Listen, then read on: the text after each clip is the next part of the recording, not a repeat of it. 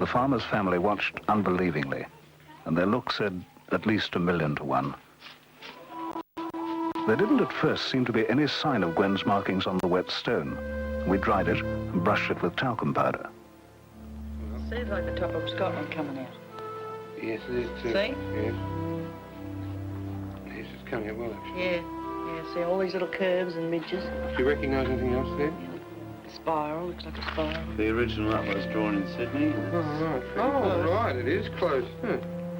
You've got your thing, your arts there, you've got a little squiggle there, you've got a little squiggle there, you've got that curving around there, you have that curving around there. That's quite right, you do. It comes up and down, round, it comes up, it comes down, around and up, and it comes down and around again. And you've got that again, you've got that quite clearly, that round ring there, and you've got a little squiggle like the start of a 2 there, so that's very, very close to what you draw. This is the way the stone looked to us and our camera. Let's make the markings as clear to you now as they seemed to us then on that day in that dark old shed. The stone and the drawing done in Sydney. However long those 1,000,000 to 1 odds seemed, the effect on Farmer Dennis Simmons and his family was unmistakable. God, unbelievable. Did you mention it to anybody No, we didn't say anything because we all thought you were mad. Are we still mad? No. Sure?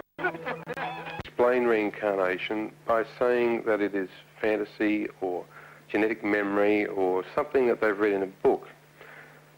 I don't believe it's fantasy because, for a start, the film deals in fact, not fantasy. It can't be genetic memory because people don't go down the same genetic line as their own ancestry. And as far as books are concerned, well, people could have read some of it in books, but I don't believe they could have read all the information that this film has brought out. Well, where does the truth lie? Religions of all kinds teach us about an afterlife. Some of them speak of a limbo, a timeless place of waiting to achieve something higher. And some speak of reincarnation itself, of a rebirth on the human plane after physical death. These are ancient and deep-rooted beliefs in all mankind, and science is now acknowledging how little we know of life beyond the body, the life of the mind, about its ability to recall, to project, to contact other minds, about its ability to survive. Is that what it is then? If reincarnation exists, is it the survival of the human mind? A power source unwilling to be switched off when the body dies and looking for another outlet? And if not, then what? What makes ordinary people make the extraordinary claim that they've lived before? Perhaps it's the universal desire not just to finish, not simply to accept that it's all over. The universal hope that there's more to come, and something better at that. And the human craving to know. To know whether there's anything after death. And if there is, what is it and where is it? You had to begin to relive now, point just after you died.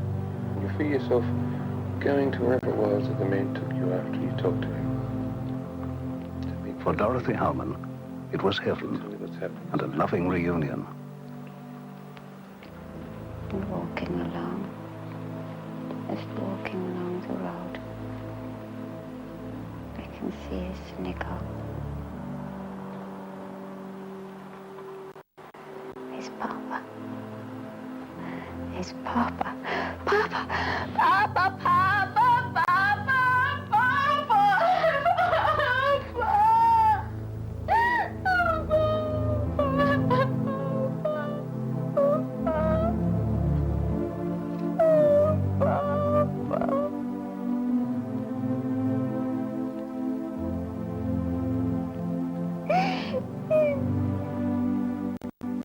Where did you go? Why did you leave me alone? Papa. One final question. Who were you before?